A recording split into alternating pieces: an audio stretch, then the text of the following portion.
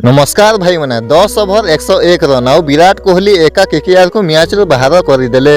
वर्षा पई डेरी रे आरंभ होइतबा एही मैच रे प्रथम बैटिंग करी केकेआर 192 रन करिथिला। रघुवंशी 71 रन और रिंकू सिंह तेज 49 रन करी टीम को भल स्कोर देथिले।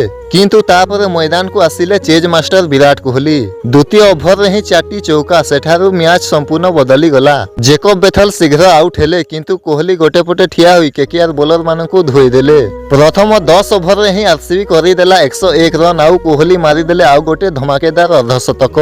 देवदत्त पडिक्कल साथ देले किंतु असल तुफान थिला विराट कोहली बैटिंग जहाँ शेष पर्यंत रुकी नथिला।